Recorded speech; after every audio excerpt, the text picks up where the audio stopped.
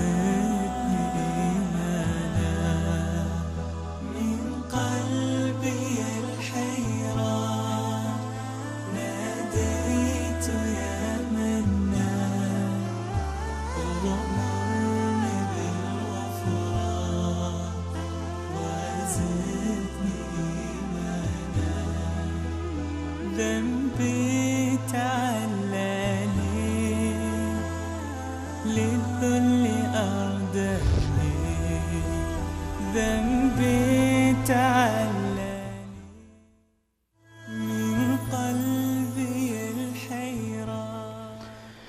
بسم الله الرحمن الرحيم. الحمد لله رب العالمين والصلاة والسلام على أشرف الأنبياء وإمام المرسلين نبينا محمد وعلى آله و صحبه اجمعین و من تبعهم به احسان الی یوم الدین و بعد.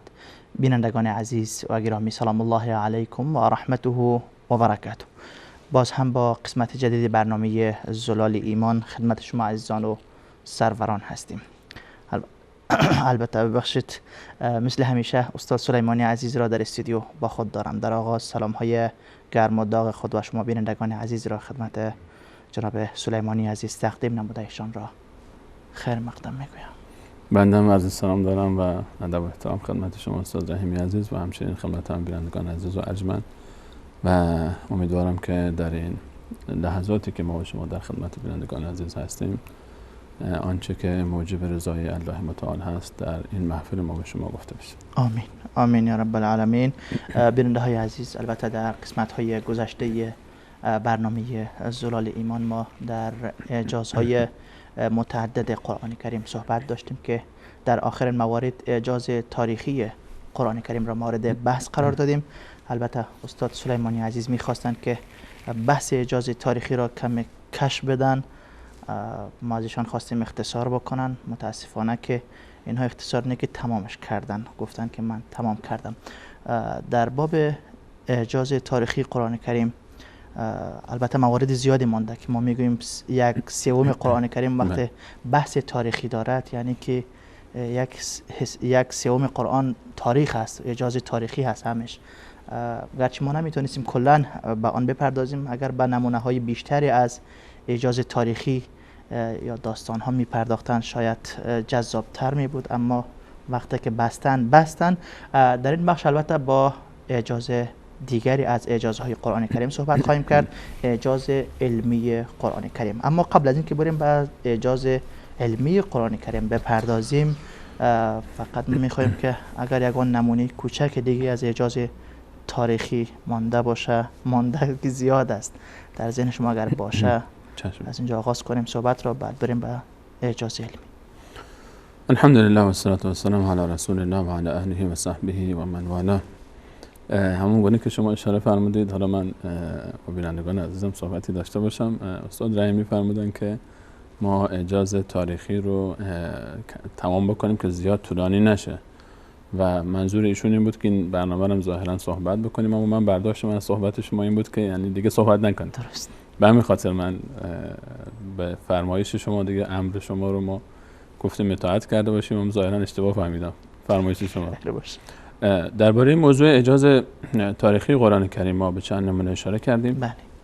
و موضوع همونطوری که شما اشاره فرمودید موضوع مفصلی است و موضوعی است که به هر حال نیاز به صحبت داره، شکی در این نیست. و ما در همون ابتدا هم وقتی که موضوع بحث اعجاز رو شروع کردیم در قرآن کریم گفتیم که اینا همین مشت نمونه خروار است و به هر حال آب دریا گر نتوان کشید هم به قدر تشنگی باید چشید. بله. و ما در مورد اعجاز تاریخی موارد فراوانی باقی مانده است که حالا به عنوان نمونه ما چند تایی رو من همینجوری فقط گذرا ازش میگذرم و اشاره میکنم. درست.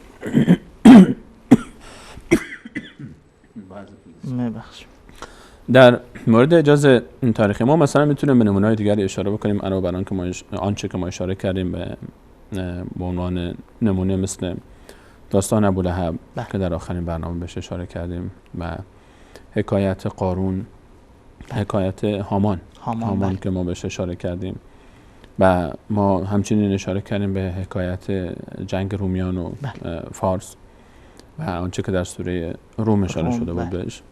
ما نمونه دیگری هم داریم. نمونه مثلا ما نمونه داریم در سوره مبارکه یوسف که چندین نمونه است در سوره ملک یوسف. یکی از نمونه‌هاش که مثلا خیلی واضح هست و معروف هست، موضوع بحث اشاره قرآن کریم به این که دورانی که یوسف علیه السلام در مصر به سر می برد و به هر حال به وزارت رسید، وزارت مالیه رسید، پادشاه وقت مصر لقبی که برای او اطلاق می شد لقب فرعون نبود.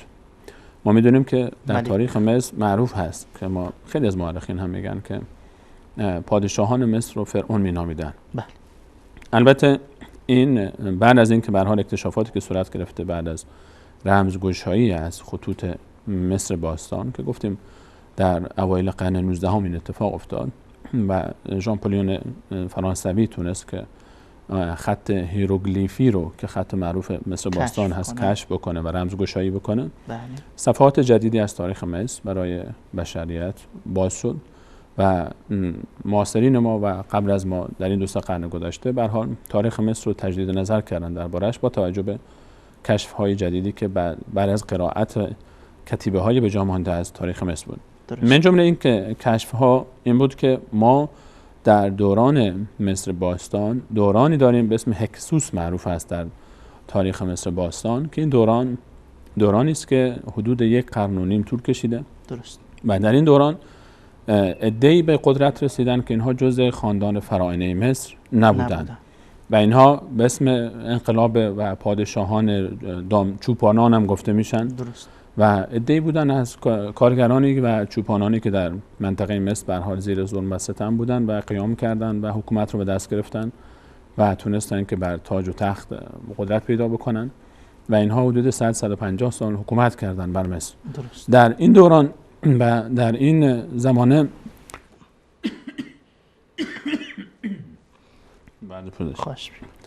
در این دوران ما دورانی داریم که بهش گفتیم که این دوران متفاوت است با دوران‌های دیگر. در این دوران چون به هر حال چوپانان حاکم بودن بر مصر، این دوران برمیگرده به حدوداً 300-400 سال قبل از میلاد مسیح. درست. و بعد دقیقاً همون زمانه‌ای است که یوسف علیه السلام، یعقوب علیه السلام و یوسف علیه السلام قبل از ایشون، یوسف علیه السلام وارد مصر میشه و بعدش یعقوب علیه السلام میاد و به هر حال بنی اسرائیل تازه وارد سرزمین مصر میشن، چون میگیم بنی اسرائیل فرزندان یعقوب علیه السلام هستن. این دوران رو ما در قرآن کریم وقتی که نگاه میکنیم، قرآن کریم برای ما از حکایت کلام یوسف علیه السلام با پادشاه زمانه خودش صحبت میکنه که بارها تکرار میشه و قال الملک، یعنی اونجایی که ملک گفته میشه، ملک گفته میشه، تعبیر فرعون استفاده نشده. چون میبینیم ما مثلا در اینجا خب خطاب به کی است؟ خطاب به پادشاه مصر. میدونیم که یوسف علیه السلام در مصر.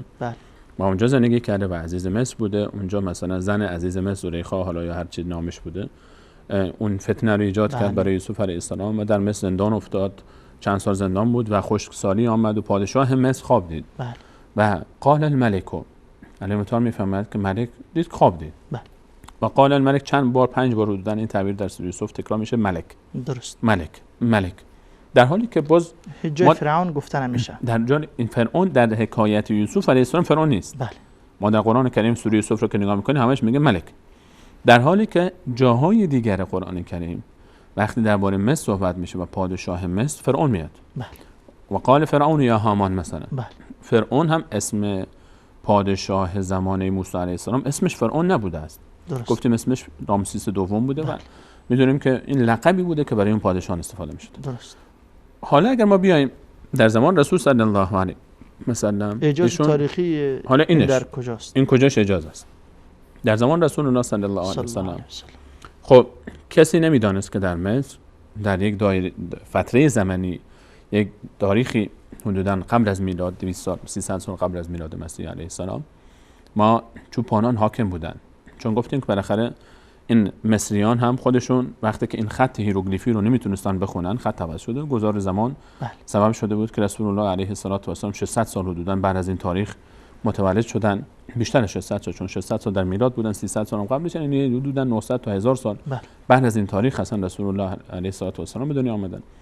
و ما حتی عجیب‌تر از این اگه وقتی نگاه می‌کنیم به عهد قدیم، یعنی تورات، در تورات وقتی که نگاه می‌کنیم درباره این دوران وقتی که صحبت میشه، تعبیری که استفاده میکنه، یعنی تعبیری که استفاده شده در تورات، که حالا ما نظرمون این هست که این به هر حال این دوگانگی تعبیر در تورات و قرآن کریم نه به خاطر اختلاف تورات و قرآن است، بلکه به خاطر تحریفی که در تورات ایجاد شده طبیعتاً، چون بالاخره تورات اصلی هم کتاب الله تعالی است و قرآن هم کتاب الله تعالی و کلام الله تعالی، امکان نداره که با هم متناقض باشن. اما آنچه که در تورات و عهد قدیم وجود داره نسبت به این دوران، یعنی مکالمات فرعون علیه السلام، مکالمات یوسف علیه السلام، از این اشتباهات احیانا ایجاد میشه، مکالمات یوسف علیه السلام با ملک زمان خودش با تعبیری استفاده میشه که اون تعبیر عین همون تعبیری است که برای پادشاه زمان موسی علیه السلام استفاده شده، یعنی هر دو تا فرعون گفته شده بشه. درست.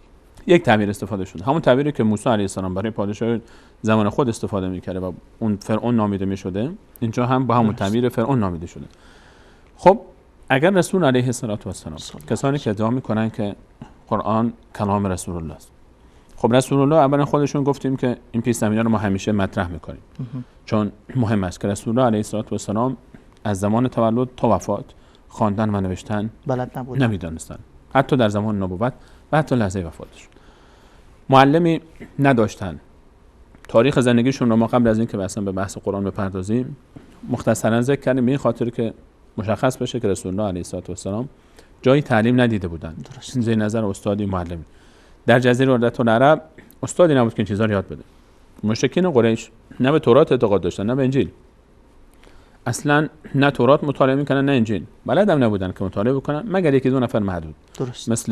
مثلا وقتی عموی خدیجه رضی الله عنها که رسول الله صلی الله علیه و سلم در ابتدای نبوت رفتن پیشش و موضوع رو مطرح کردن، موضوع نبوت رو. اما در جزیره العرب کسانی که به هر حال بالو این که به فرض بپذیریم که خب مطالعه هم شده باشه تورات میگه فرعون پادشاه زمان یوسف علیه السلام، و همچنین ما در تاریخ مصر هم گفتیم که ما دو قرن هست حدوداً رمزگشایی شده تاریخ و این فتره زمانی، یعنی این دوره زمانی قبل از میلاد 3-4 قرن قبل از میلاد مسیح رو میدونیم که چوپانان حاکم بودن بر تاریخ مصر و نه فراعنه.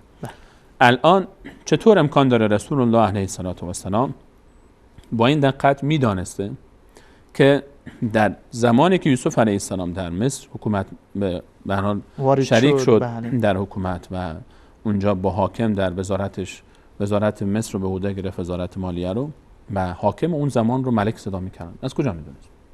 جواب چی میتونه باشه؟ این پاسخ باید براش پیدا بود. ما الان در این مورد راهی نداریم. تورات اگر بگیم رسول الله، کسی بخواد بگه تورات خب خوانده بود، تورات که میگه فرعون. اگر بگن خودش خوان، از کجا خوان؟ مدد نبود. استادی بهش یاد داد. کدوم استاد؟ اون استاد از کجا میدونست؟ اون استاد اگه تورات رو میخوند که تورات گفته بود فرعون. اگر انجیل بود که اشاره بهش نشده بود. اگر اون تاریخ مصر رو بلد بود، خب تاریخ مصر خود مصری‌ها هنوز در این موضوع 1-2 قرنه که به این موضوع پی بردن و کشف شد. این هم حکایتی است به مانند حکایت هامان که ما اشاره کردیم. قرآن آمد و هامانی برای ما معرفی کرد که هامان دست راست فرعون بوده و قدرت داشته و توانایی داشته و اسمش هامان بوده و در عهد قدیم ما ازش اثری ندیدیم، نه در تورات نه در انجیل و نه در تاریخ مصر کسی میدانست و حتی وظیفه‌اش رو معرفی کرد برای ما که ساخت و ساز میکرده، برج میساخته و میومده اهرام میساخته و کاخ میساخته. اینجا هم تعبیر ملک رو قرآن کریم با دقت و ظرافت فرعون استفاده نکرد، بلکه ملک استفاده کرد، چون در آن زمانه تعبیر ملک استفاده میشد نه تعبیر فرعون. تعبیر ملک استفاده میشد و نه تعبیر فرعون. حالا فرعون معنای خاص خودش رو داره که در لغت معنای خاص خودش رو استفاده میکنن براش.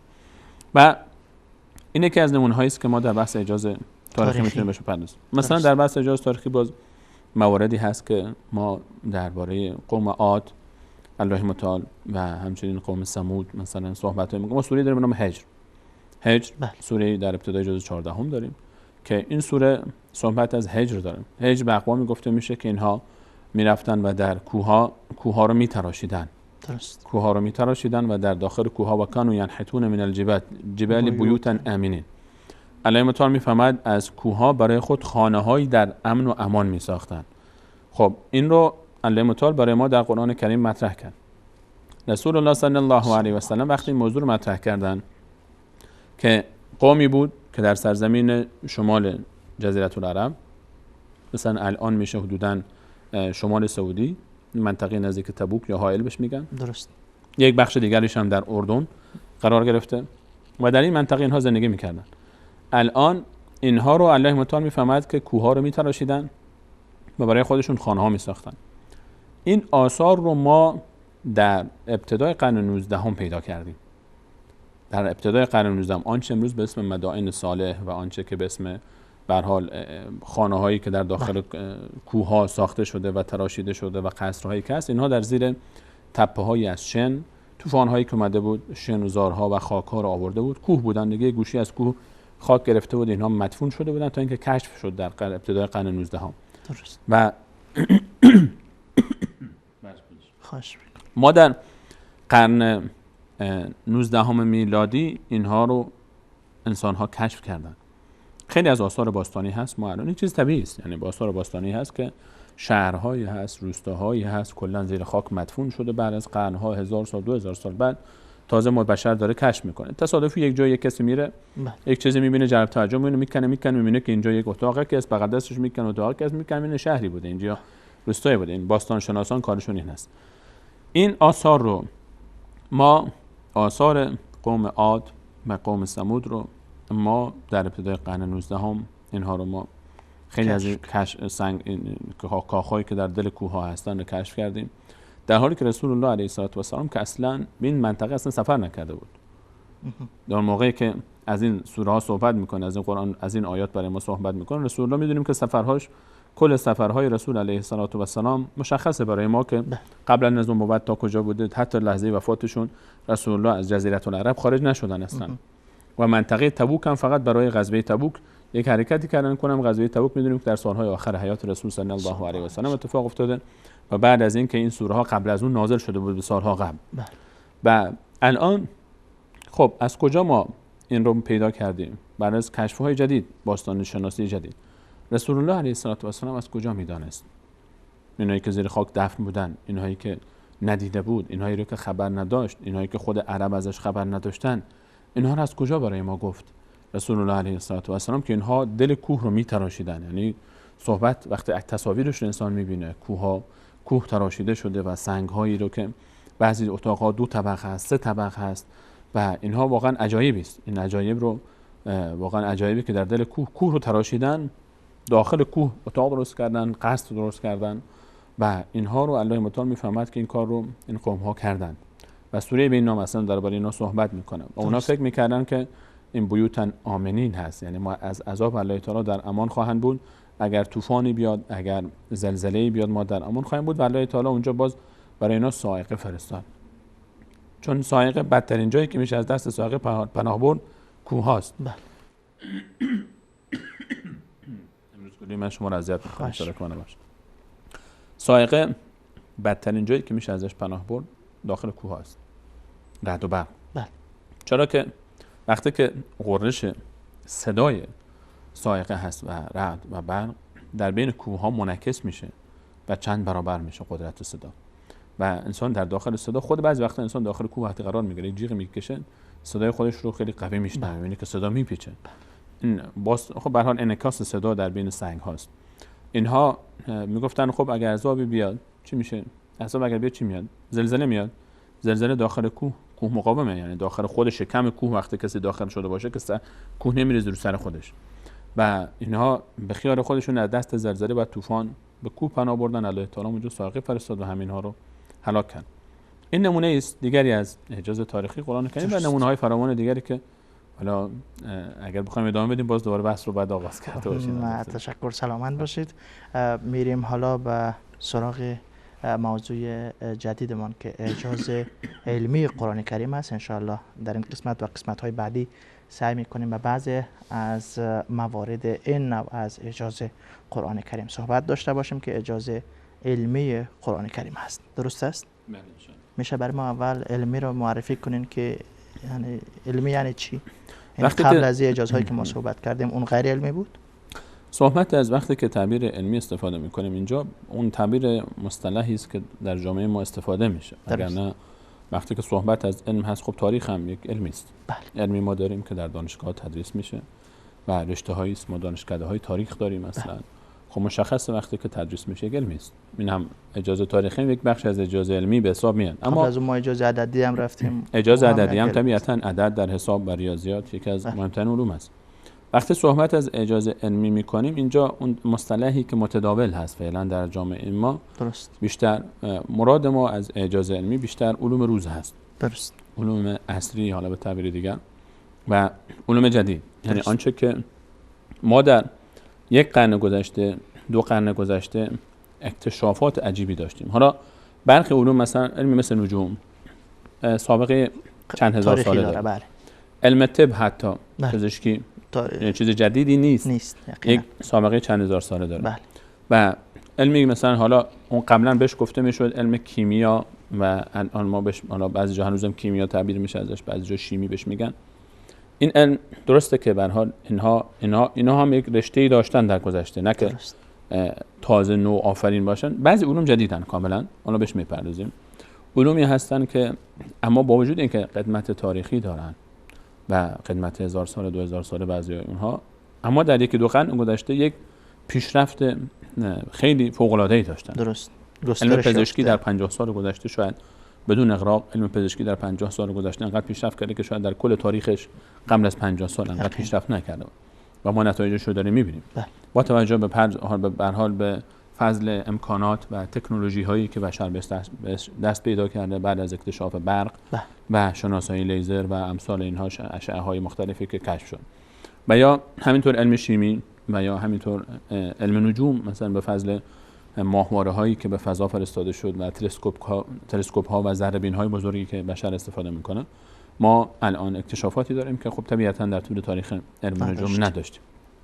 ما در بحث اجازه علمی قرآن کریم میخوایم به مواردی اشاره بکنیم که در این باب هست، یعنی مواردی که بشر در 1400 سال پیش که این کتاب یعنی قرآن کریم نازل شد، وقتی قرآن کریم نازل شد 1400 سال پیش امکان نداشت.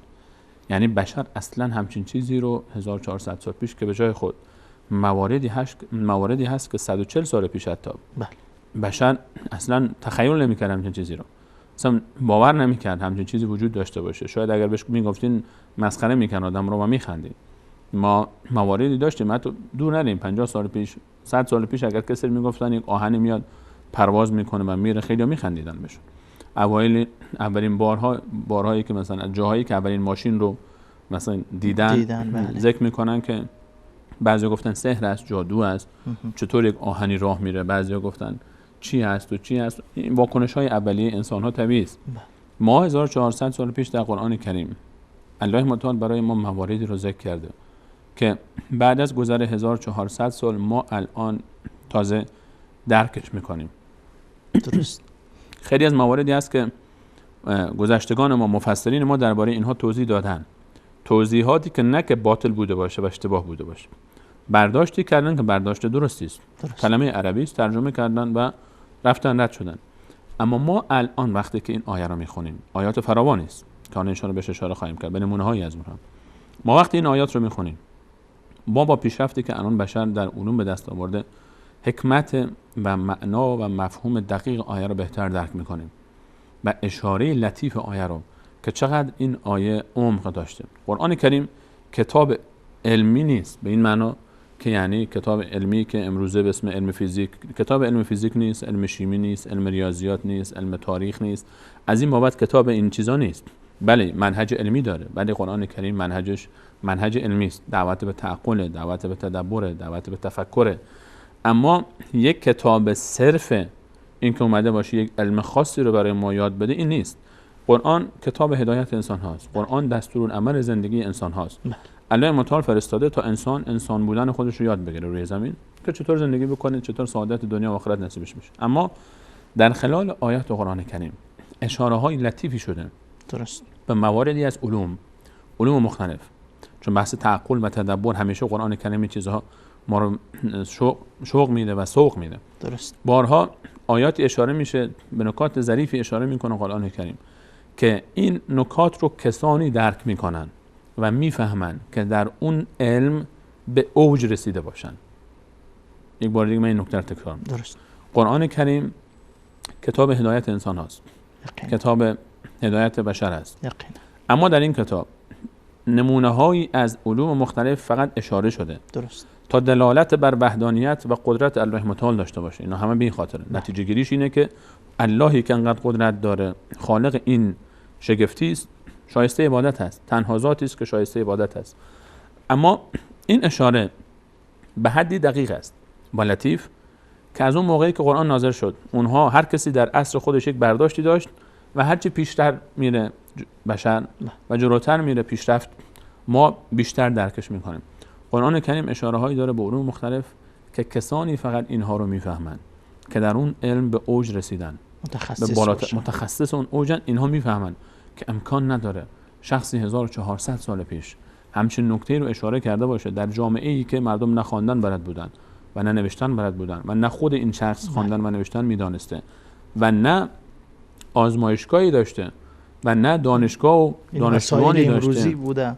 این تکنولوژی رو هم نداشته و نه سفری هم داشته به گوشه و کنار دنیا، مگر اینکه واقعا سفر هم میکرد کجا میرفت؟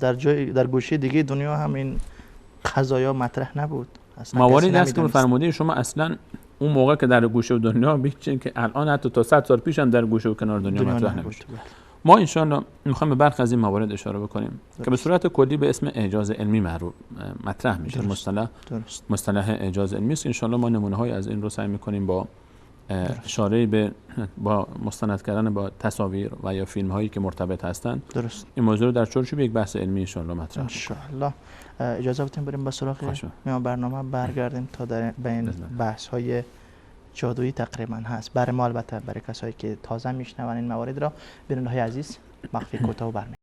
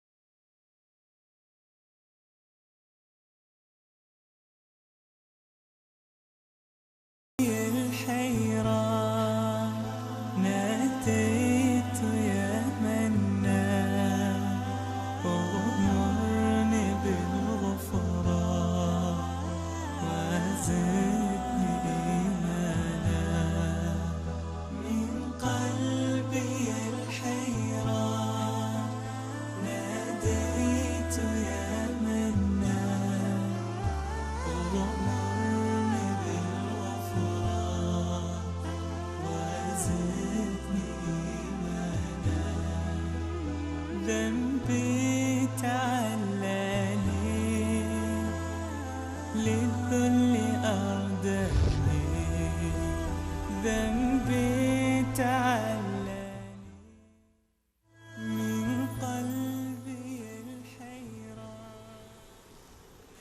با سلام مجدد خدمت شما بیننده های عزیز و گرامی، با موضوع اعجاز علمی قرآن کریم خدمت شما عزیزان هستیم.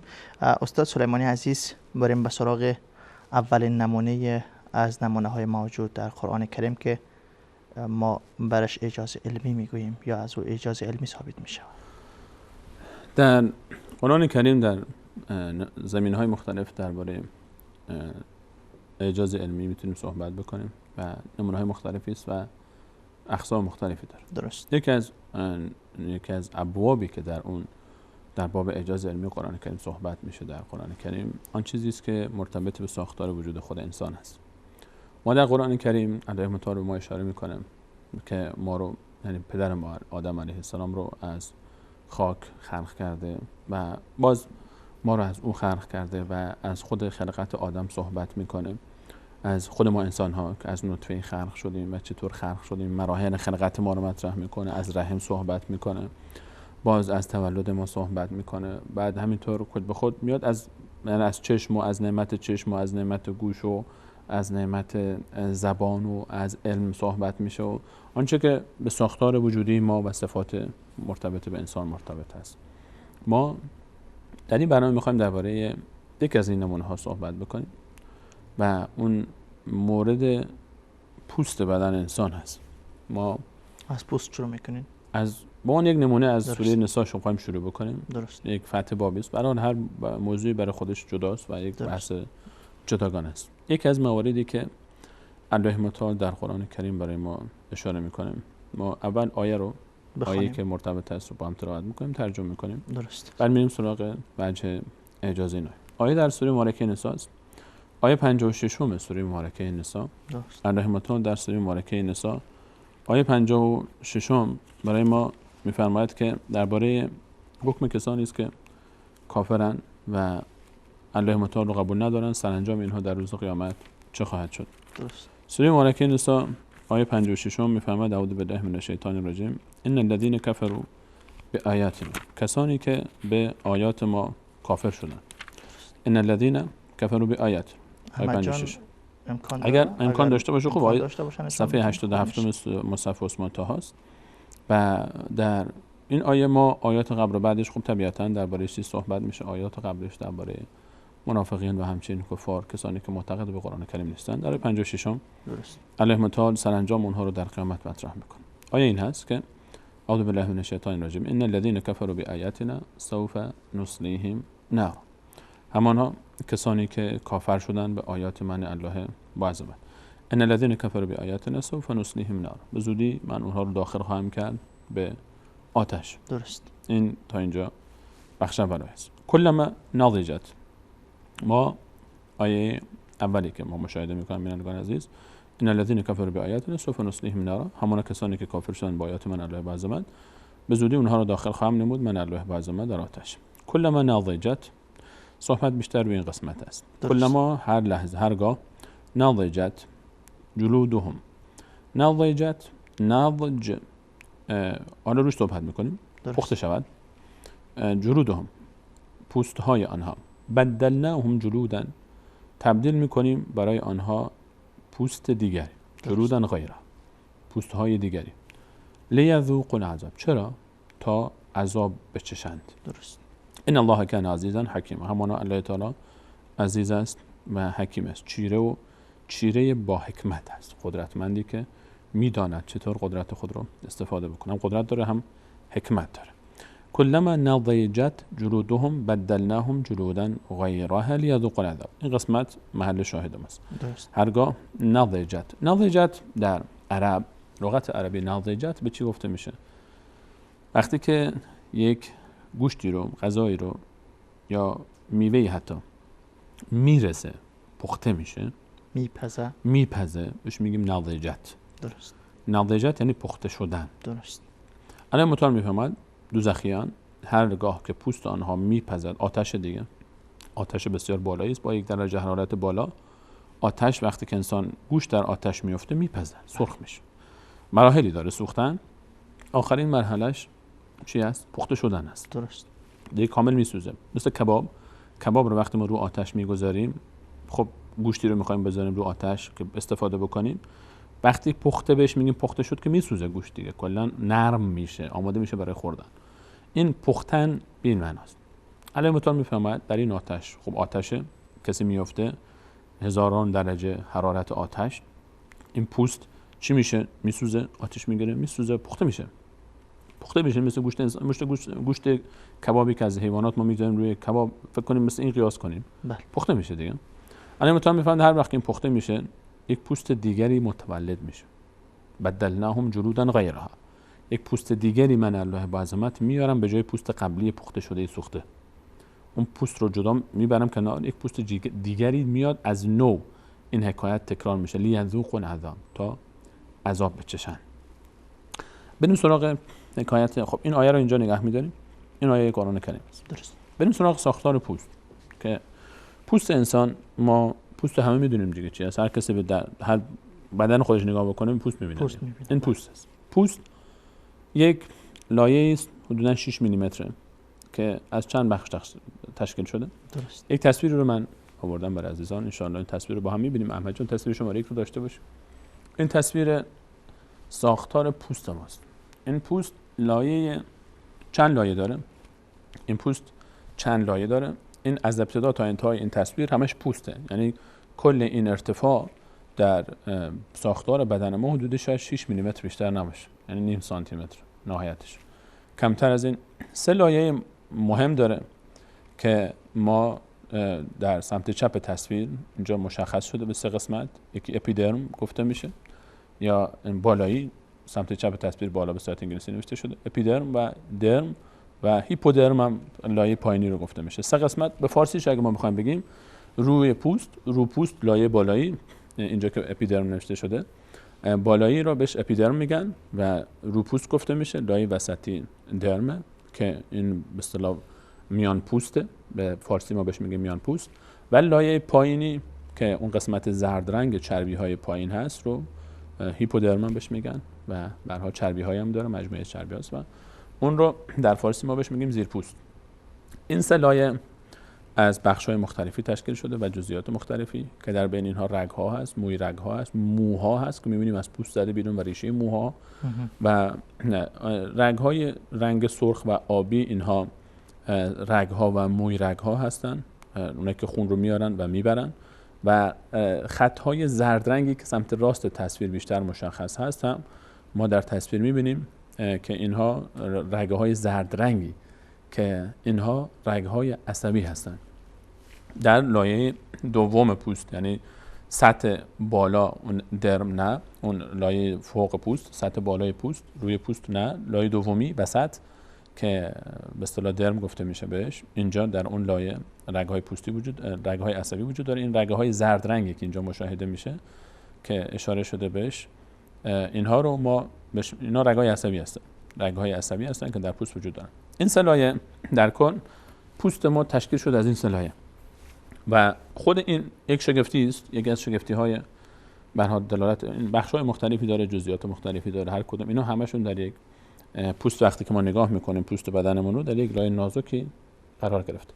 زیر این لایه سوم، زیر پوست، اون زردی پایین که ما می‌بینیم، هیپودرم به اصطلاح طبقه پایینی، حد ما رو متصل میکنه، پوست رو متصل میکنه به ماهیچه‌ها، به ماهیچه‌های، به اصل گوشت که روی استخوان هست. ماهیچه. پوست این 3 لایه مختلف به هر حال با ویژگی‌هایی که داره و عظمتی که الله تعالی در خلقت این برای ما نشون داده، نقش بسیار مهمی داره و وظایف بسیار مهمی انجام میده. پوست ما رو محافظت میکنه، این 3 لایه، از آنچه که به بدن ضرر میرساند و از گرما و از سرما و از اشعه‌های مختلفی که به پوست ضرر میرسونه.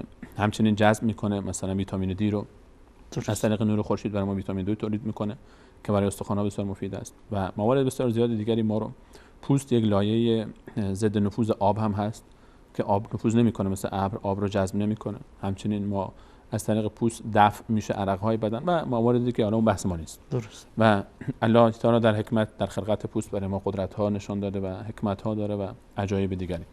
این پوست ما حتی واکنشگرها هست پوست، ما می‌بینیم مناطقی که مثلا کسانی که در مناطق گرم زندگی میکنن پوستشون تیره تر هست، در برابر اشعه ها مقاومت بیشتری داره. غالبا مثلا در آفریقا می‌بینیم که پوست‌ها سیاه است حتی، و در مناطق مثل اروپا و جاهای سرد پوست سفیدتر هست و به هر حال با توجه به جو و محیط تفاوت پیدا میکنه رنگ پوست و شگفتی‌هایی که الله تعالی در این پوست گذاشته و خود مو و حکایت‌هایی که هست یکی از اعجاز و یکی از خود نشان‌های قدرت الله تعالی است بدون شک. هر جزئی از بدن انسان یک معجزه است و مخصوصا پوست. اما آنچه که اینجا مطرح است، ما این لایه سرخ رنگ بالا که روی پوست است و لایه صورتی رنگ پایین‌تر وسط که ریشه‌های مو رو ما اونجا می‌بینیم، اینجا و لایه سومی ما الان پوست داریم. این پوست است، پوست بدن ماست. پوست در این رگه‌های زرد رنگ، اینها رگ‌های عصبی هستند. رگ‌های عصبی چی هستند؟ کارشون چیه؟ این لایه‌های زرد رنگی که ما بهش اشاره کردیم در بین می‌بینیم، خط‌های زرد رنگی که هستن، اینها این رگ‌های عصبی، رگ‌های زرد رنگ که شاخه‌های زرد رنگی که مشاهده میشه، رگ‌های عصبی هستن. اینا وظیفه‌شون چیه؟ وظیفه‌شون اینه که اینها در هر لحظه میلیون ها پیام عصبی از تمام بدن منتقل میکنن به مخ. مخ مرکز اطلاعات و مغز، یعنی به حالا مغزم خودش، مغز ما چند بخش داره. یک بخش حافظه است، یک بخش به هر حال مرتبط به سمت راست بدن رو کنترل میکنه، یک بخش سمت چپ بدن رو کنترل میکنه، یک بخش حافظه ماست، یک بخش که فعالیت‌های ما رو کنترل میکنه. اونم تقسیم بندی های مخ بخش مرتبط به بحث تنظیم امور بدن هست و به اصطلاح اصل مدیریت بدن رو به عهده میگیره. مخ وقتی که با مخ میره این پیام‌های عصبی، دست احساس میکنه یک چیزی رو لمس میکنه. بله. خود این لمس مثلا که این چی هست، خود به خود نوع لمس، کیفیت لمس رو پوست یک چیزی شما لمس میکنید، یا مثلا زبره یا خشک یا آب هست، میفهمید که این چی هست. به چشم بسته هم که باشه آدم با لمس کردن میفهمه این چی هست. چطور میفهمه؟ این پیام‌های عصبی سریع آنچه رو که احساس کردن میفرستن به مخ اون رو تصویربندی میکنه، تجسیم میکنه، تجزیه و تحلیل میکنه با توجه به اطلاعاتی که قبلا داشته و میفهمه که این چی هست. یا مثلا گرمه، یه چیزی تا دست انسان به چیز داغ میخوره، خود به خود اتومات دست انسان میاد بیرون، به خود میاد بلند میشه در عرض کمتر از ثانیه. این اتفاق چطور اتفاق میفته؟ همین رگ‌های عصبی سریع واکنش نشان میدن، حرارت بیشتری رو که احساس بکنن بیشتر از حد ممکن، این سریع میلیون ها پیام مستقیم میرسه به مغز، به مخ، و مخ تصمیم میگیره که آقای مضر برای بدن و سریع دستور صادر میکنه به عضلات اون قسمت از بدن که اون عضلات واکنش نشان میدن و دست خود به خود میاد بیرون. یا مثلا زیر آب داغ تو دست انسان میره زیر آب داغ، سریع خود به خود انسان دستشو پس میکشه و امثال این موارد. این وظیفه سلول های عصبی داخل پوست هست. درست. که اینها سرما، گرما و آنچه که مرتبط است به حس لامسه ما، به اصطلاح لمس که میکنیم و همه رو اینها درک میکنن.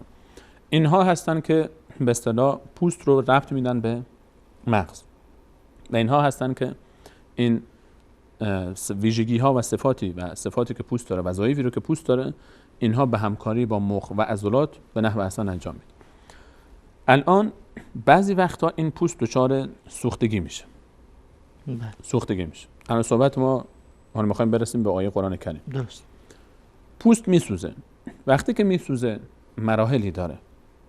سوختگی ها چند درجه داره. اینطور نیست که سوختگی پوست همش یک مدل باشه. سوختگی خفیف داریم، سوختگی متوسط داریم، سوختگی عمیق داریم. 3 مرحله بیشتر.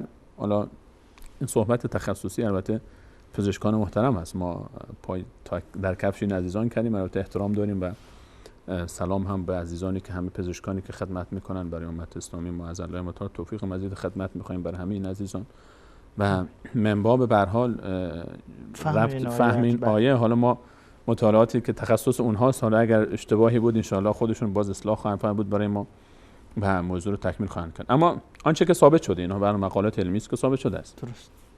سوختگی ها خودشون چند مرحله دارن که تصویر دیگری هم داریم، ان شاءالله می‌بینیم با هم تصویر شماره 2 رو داشته باشیم که چند مرحله سوختگی. چون این ربط حالا پوست و آیه مورد نظر ما الله تعالی فرمود وقتی که میسوزن و پوست سرخ میشه پوست دیگری میاد. میخوایم در این صحبت کنیم که چرا.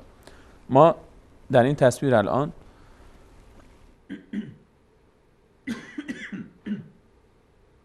چهار تا تصویر داریم. این 4 تا تصویر بالای سمت چپ که خود پوست در حالت عادی است. بالایی سمت چپ، تصویر بالا سمت چپ. این پوست رو که الان دیدیم شبیه تصویر قبلی است. همون تصویر قبلی. این پوست در حالت عادی است با قسمت‌های مختلفی که داره، اجزای مختلفی که پوست داره. پایین اون ماهیچه است، اون سرخ پایین، و بالا هم که می‌بینیم مراحل دیگر پوست. تصویر سمت راست بالا که این مقداری سرخ شده، این سوختگی است. وقتی که حرارت بیش از حد، چه آب جوش، چه مثلا اشعه‌ای، چه جسم داغ به پوست میرسه، این به این شکل واکنش نشان میده و میسوزه. یک سری از اجزایی که روی پوست هست اینها میسوزه. اینا سوخته و اینا از کار افتاده، اینا میمیرن. یعنی این سلول های از پوست، ما روزانه چندین میلیون سلول از بدن انسان میمیرن و سلول های جدید تازه تولید میشه به جای اونها. و پوست خود به خود میبینیم که پوست انسان مثلا یک ضربه‌ای که میخوره آتش میگیره یا حتی زخم میشه، بعد از یک مدت خود به خود پوست میاد و جاشو میگیره، انگار اصلا هیچ اتفاقی نیفتاده. این اون سوختگی این خفیف هست. خب. این سوختگی درجه 1 هست. درست. که ترمیمش خیلی آسان‌تر هست و این بعد می‌بینیم مرحله شدیدترش. پایین سمت چپ تصویری داریم که این سوختگی مرحله دوم رو نشون میده. اون سوختگی مرحله اول در همون لایه اول میمونه، یعنی مرحله اول پوست رو بیشتر نمیسوزونه، یعنی همون اپیدرم یعنی سطح روی پوست رو میسوزونه، پایین نمیاد. مرحله دوم پایین سمت چپ ما مرحله سوختن مرحله دوم رو داریم. این سوختن نوع دوم هست، مرحله درجه 2. سوخت درجه 2 که از مرحله پوست بالای پوست نفوذ میکنه به پایین پوست. یعنی از اون 3 تا جزئی که ما گفتیم 3 لایه پوست، لایه اول رو کلا سوزونده، رفته به لایه دوم رسیده حتی. یعنی رسیده به رگ‌ها و موی رگ‌ها و رگ‌های عصبی. این مرحله سوختن درجه 2 است. سوختن درجه 3 که تصویر سمت راست پایین هست، این دیگه الان ببینید دیگه که اصلاً اینجا سوختگی به حدی است که دیگه هم لایه اول رو سوزونده، هم لایه دوم رو سوزونده، هم لایه سوم رو دیگه سوزونده. این سوختگی درجه 3 هست. یعنی اوج سوختگی است که پوست کاملا اینجا دیگه پخته شده، به تعبیر خودمون ساده ترش. این همون نضجت که قرآن فرمود اینه. کلما نضجت، وقتی که سرخ میشه، پخته میشه، این پخته شدنه. الان اینجا پوست لایه اولش اپیدرمش سوخته، درمش سوخته و اون پایینش فقط یک چیزهایی از اون باقی مونده، کنم اون چربی متصل کننده و ماهیچه است. این داره میرسه ماهیچه. اینجا دیگه پوست کاملا سوخته و رگ‌های عصبی که داخل پوست هم هست سوخته و همش از بین رفته. ما الان یک سوختگی درجه 3 داریم که اوج سوختگی است و شدید است. این به این نوع سوختگی ما میگیم در عربی نضجت. کلما نضجت، وقتی که بر اثر شدت حرارت پوست میپزه، پخته میشه. یعنی آن اول و دوم سوختگی های اول و دوم نضجت نمیگن. سوختگی هست اما نضجت نیست. قرآن ببینید چقدر تعبیر دقیق است. قرآن کریم برای ما فرمود، نفرمود احرقت، آتش بگیره، چون آتش گرفتن سوختگی وقتی بسوزد. خب سوختن مراحل داره. ما دیدیم کنان اینها این تصاویر به هر حال خود پزشکانی است که در تخصص پوست نشر میکنن و تقسیم بندی خود متخصصین پوست است. و این 3 مرحله سوختگی است. وقتی قرآن میفرماید نضجت، مرادش کدوم است؟ اون مرحله پایینی است. آخری سمت راست. سیاه شده کلا. نضجت یعنی پخته شده. پوست الان اینجا که پخته شد. کلما نضجت جلودهم، وقتی که به این شکل میشه، سیاه میشه و میسوزه و پخته میشه کلا لایه اول، دوم و سوم پوست. این پوست کلا دیگه الان سوخته. کلما نضجت جلود، وقتی که اینطوری میشه چیکار میکنیم؟ بدلناهم جلودا غیرها. دقیقاً این پوست رو برمی‌داره الله تعالی، پوست اولی رو میاره، دوباره مثل اون پوستی که بالا سمت چپ داریم، دوباره اون پوست میاد، دوباره شروع میشه به سوختن، دوباره میسوزه، دوباره مثل دومی میشه، مثل سومی میشه، دوباره مثل چهارمی میشه، دوباره میسوزه، دوباره از اول. همین مراحل تکرار میشه. اینو مرحله میره دیگه تا عذاب بشه. اگر در مرحله آخر بمونه دیگه چرا الله تعالی چرا میفهمید این تغییر و لیذوقوا العذاب، تا عذاب بشه. حالا سوال اینجاست، اصلا نکته اعجاز بحثمون هم اینجا داره مطرح میشن.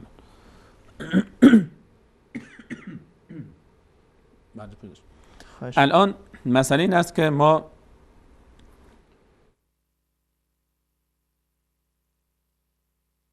بیننده‌های عزیز، استاد سلیمانی عزیز گلوشان کمی مشکل داره، من پوزش می‌ذارم که مقدار اذیت میکنم. الان بحث این است که ما خب چرا پوست وقتی به مرحله 4 رسید مرحله سوختن، حالا درجه 3 به اصطلاح. بله. کلما نضجت. چرا وقتی که پوست پخته میشه باید عوض بشه؟ مگر وقتی که پوست همونجا هست عذاب احساس نمیشه دیگه، حرارت دوزخ؟ اینجا سوال هست. الله متعال میفهمد وقتی که پوست سوخت و پخته شد، من دوباره از اول پوست جدیدی میارم، پوست جدید میارم. یعنی دقیقاً پوست از بین میره، یک پوست نو میاد، دوباره شروع میشه سوختن. لیذوقوا العذاب. آیا اینجا عذاب چیست؟ همون حرارت و آتش دوزخ است. بله. یعنی اینکه پوست جدیدی میاد تا این حرارت رو احساس بکنه، حرارت رو احساس بکنه. خود سوختن همون احساس حرارت هست. اون احساس حرارتی است که ما میسوزه، خود به خود این رگ‌های عصبی هی پیام میدن به مخ که داره میسوزه، که داره میسوزه. خود همین زجر این عذاب است. الله متعال میفهمد وقتی که پوست پخته شد و سوخت، من این رو عوض میکنم، پوست جدید میارم. لیذوقوا العذاب، تا عذاب بکشن. در جنگ جهانی دوم میدونیم که جنگ جهانی دوم که اتفاق افتاده از سال 1939 بله. تا 1945 حدودا. یعنی اگر حساب بکنیم 70 سال پیش تقریبا حدودا 70 سال پیش، 65 تا 70 سال پیش جنگ جهانی دوم اتفاق افتاد. یعنی کمتر از یک قرن. در جنگ جهانی دوم پزشکان دیدن به علت سوختگی شدید برخی از سربازان، میدونیم در جنگ جهانی دوم میلیون ها نفر کشته شدن، بمباران هایی میشد، سوختگی آتش میگرفت، سرباز میسوخت، اول درد احساس میکرد، دردش میرفت رو شدت پیدا میکرد، بعد که کلا میسوخت پوست دیگه درد احساس نمیکرد. این تجربه رو ما در جنگ جهانی دوم پزشکان رو بر این واداشت که یک بحثی رو شروع بکنن که چه میشه که وقتی پوست کامل میسوزه دیگه درد احساس نمیشه. چرا؟ چون طبیعتا تازه ماهیچه داره میاد. ما وقتی میگیم پوست سوخته، اینجا معنی نیست که کلا گوشت میسوزه به استخوان میرسه، نه، پوست میسوزه فقط. بله. پوست میسوزه، گوشت زیرش هست، گوشت هست، یک لایه زغال روش گرفته انگار، اما زیرش گوشت هست، ماهیچه سر جاش هست. این درد احساس نمیکنه. انسان وقتی پوستش میسوزه، پوست وقتی میسوزه به این شکلی که نشون دادیم دیگه درد احساس نمیکنه. و این مرحله چهارم که اتفاق میفته کلما نضجت، مرحله چهارم پایین سمت راست، به این شکل وقتی سوخت پوسته، این پوست الان ماهیچه نیست، ماهیچه اون پایینشه، نگاه کنین اون لایه پایینی گوشته، اون قهوه‌ای پایین سالمه. این لحظه این سه لایه اصلی پوست که میسوزه دیگه اون ماهیچه درد احساس نمیکنه. اگر بسوزم درد احساس نمیکنه. چرا؟ چون اون رگ عصبی نداره. اون رگ عصبی در لایه پوست هست. رگ‌های عصبی در پوست هستن. رگ‌های عصبی در پوستن، پوسته که مسئول تشخیص حرارت و گرماست. وقتی پوست میسوزه دیگه ماهیچه احساس نمیکنه حرارت رو. به همین خاطر گفتیم پوست محافظ ماهیچه هاست و محافظت میکنه از بدن ما. مثل چی؟ مثل نگهبانی که دم در شما کیچی گذاشتین تا دشمن رو پیدا بکنید. تا نگهبان رو کشتید دیگه کی میخواد بگه که دشمن آمد؟ احساس دشمنی وجود نداره. وقتی شما نگهبان دم در رو کسی بزنه، نگهبانی که خبر میده خطر خطر خطر خطر، دشمن وارد شد، تا به فکر دشمن بشه کسی جلوشو بگیره. وقتی نگهبان کشته شد خود به خود دشمن اومد رفت دیگه، خود به خود دیگه احساس نمیشه، درد احساس نمیشه. این یک تجربه علمی ثابت شده است. یعنی وقتی که مرحله سوم اتفاق میفته سوختگی صورت نمیگیره. بشر کی به این نکته پی برد؟ برای جنگ جهانی دوم، یعنی 80 70 سال پیش ما تازه پزشکان ما به این حقیقت رو آوردن و مطرح کردن که وقتی پوست به این مرحله سوختگی درجه سوم میرسه دیگه حرارت رو احساس نمیکنه. بس چیست؟ حرارت رو احساس نمیکنه. دیگه حرارت احساس نمیشه. وقتی حرارت احساس نشد دیگه سوختگی احساس نمیشه. انسان حرارت احساس نمیکنه. در دوزخ بس چیست؟ کلما نضجت جلودهم، وقتی که پوستشون پخته میشه و سرخ میشه، بدلناهم جلودا غیره، پوست جدیدی میاد. چرا؟ لیذوقوا العذاب، تا حرارت رو بچشن، تا عذاب دوزخ رو، این حرارت رو هی احساس بکنن، سوخته شدن رو. اگر نه همون موقع باشه دیگه حرارت احساس نمیشه. خب الان صحبت اینجاست. این کلام مال کی است؟ الله متعال. کی این کلام گفته شده؟ 1400 رسول الله علیه السلام کی به ما این پیام رو رسون؟ 1400 سال پیش این آیه نازل شد. 1400 سال پیش قرآن کریم فرمود که پوست وقتی که میسوزه و سرخ میشه، دیگه حرارت رو احساس نمیکنه. به همین خاطر نیاز هست پوست جدیدی عوض بشه تا اینها درد تا رو احساس کسی کنن. که در دوزخ هست درد رو احساس بکنه. وگرنه همون پوست سوخته شده اگر زغال بمونه و از بین بره دیگه دردی وجود نداره. وقتی پوستی نباشه دردی نیست، درد حرارتی نیست، حرارت رو احساس نمیکنه. به همین خاطر پوست جدیدی میاد تا حرارت رو احساس بکنه. آیا در جزیره العرب چنین دانشمندانی وجود داشت که با این تفاصیل، با این دقت حتی درجه سوختگی رو هم تعیین بکنن که در درجه اول سوختگی نه، درجه دوم سوختگی نه، درجه سوم سوختگی که نضجت میشه، پخته میشه پوست و سرخ میشه، کلا پوست پخته میشه. بحث پوسته. کلا ما نضجت جلودهم، الله تعالی فرمود وقتی پوستشون، یعنی این سلایه پوست سرخ میشه و میپوست، یعنی آتش میگیره و پخته میشه، بدلناهم جلودا غیره، پوست جدیدی میارن چون اینا درد احساس بکنن. کی همچین چیزی رو میتونست کشف بکنن در جزیره العرب 1400 سال پیش؟ آیا رسول الله علیه السلام در زمانی که خودشان کودکانشان را زنده و گور میکردن، در زمانی که به قول شما در عرب، در بین عرب رفته بودن، انقدر در جزیره العرب در خرافات و شرک و نادانی غرق بود و علمی نبود و تکنولوژی نبود. غیر از جزیره العرب تا بعد از 1400 سال که آیه نازل شد تا 1300 سال 1250 سال بعدش کسی همچین صحبتی رو مطرح نکرد. و این در یک قرن گذشته نهایتا ما در این مورد داریم بحث میکنیم که وقتی که پوست، رگ‌های عصبی در لایه دومی پوست از بین برن دیگه حرارت رو احساس نمیکنه پوست. این یک کشف جدید علمی است که ما الان با توجه به تجاربی که به دست آوردیم و تکنولوژی که به هر حال بشر بهش دست پیدا کرد، فهمید که وقتی که لایه پوست میسوزه، این لایه پوست کامل از بین میره، دیگه درد احساس نمیکنه، حرارت رو احساس نمیکنه. و قرآن کریم 1400 سال پیش به ما با یک آیه خیلی لطیف اشاره کرد. وقتی که کفار در دوزخ برن، هر وقت پوستشان سوخت دوباره پوست جدیدی رو الله تعالی میذاره تا دوباره حرارت رو احساس بکنن. غیر از این که بگیم این کلام الله تعالی است، کسی چیز دیگری نمیتونه بگه. یا این که بگن محمد علیه السلام واقعا خودش انسان اندیشمند و متفکر و واقعا نابغه‌ای بود که 1400 سال پیش همچین چیزهایی رو کشف کرد که به فرض محال که نظر اونها رو هم بپذیریم، بازم واقعا اگه همچین شخص 1400 سال پیش همچین زیرکی و همچین شگفتی هایی رو میتونسته مطرح بکنه، حقیقتا واقعا شایسته پیروی است. واقعا تشکر. نمونه های دیگری هست اما در برنامه‌های بعدی ان شاء الله. جزاکم الله خیرا، بارک الله فیکم. تشکر از تمامی شما عزیزان بیننده. وقت برنامه به پایان رسیده. البته نمونه های دیگری از اعجاز علمی قرآن کریم را میگذاریم به قسمت های بعدی این برنامه. امیدوار هستم که از صحبت های این قسمتی از برنامه زلال ایمان مستفید شده باشید. همه شما عزیزان را به خداوند یکتا و یگانه میسپاریم. الله یار و مددگارتان. و السلام علیکم و رحمت الله و برکاته. من قلبي الحيران ناديت يا منان أغمرني بالغفران وزدني إيمانا. من قلبي الحيران ناديت يا منان أغمرني بالغفران وزدني إيمانا. ذنبي تعلاني للذل أردني.